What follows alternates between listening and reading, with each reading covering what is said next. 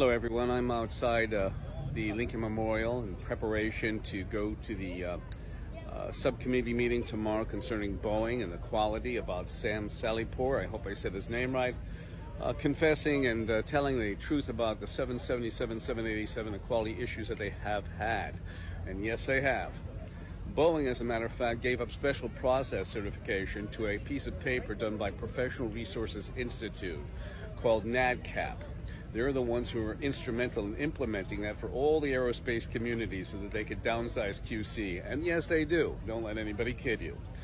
That was NADCAP. So if April of 2002, you have the factor that Boeing put out a memo to their suppliers for special processes and started to implement NADCAP certification. On top of it, in July of that same year, they came out with a supplier bulletin that required their customers to be AS9100 certified for aerospace. But the certification has to be ANSI ANAP or internationally equivalent. You discover that Boeing sits on the board of ANSI ANAP, and not just the board, they sit on the board of directors and the board that can grant, suspend, and withdraw certification. What is that telling you? They've got constriction within quality and they don't have oversight because Boeing's on it. On top of it, you have 7 different registrars sitting on ANSI ANAP. So what are you talking about? This is like a craziness. On top of it, on their supplier portal, it calls out again, ANSI ANAP or internationally equivalent. You also have internationally equivalent, could be Iran or Pakistan. Iran didn't pay their bill to be on the IAF this past month, so they're kind of suspended, but nevertheless, they were on. Between the years of 2015 and 21, ANSI and ANAP sat upon the IAF being watched over and controlled. Now, the IAF is incorporated in Delaware, not that far away from here in Washington. And between 2015 and 21, they were being watched over and controlled over by communist China. Yes, you can't make that up. Sitting on ANSI's board, and by the way, ANSI is the founder of the International Accreditation Forum. They are also underwriters for the IAF.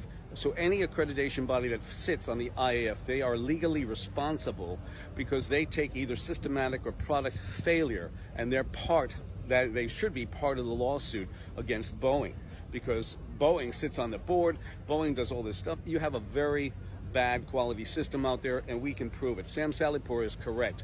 I have a document in 2019 that Boeing gave up regulatory authority to, the FAA gave Boeing a regulatory authority, which meant the MCAS system, the designs of the 787, 777 did not have to be, sent back to the FAA. Can you imagine that? So there's several things. Boeing gave up critical characteristics such as shop clean, prime, paint, non-destructive testing to a certificate in 2002.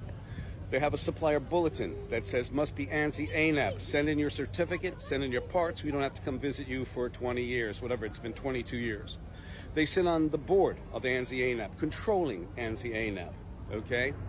You have board members on the IAQG, the International Aerospace Quality Group, that's supposed to be a watchdog over the whole situation.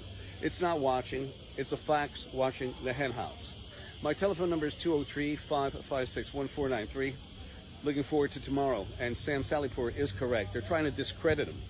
787 has had inherent quality issues because, of course, they didn't have to report design function at Boeing back to the FAA because they are the FAA. I'll talk to you soon.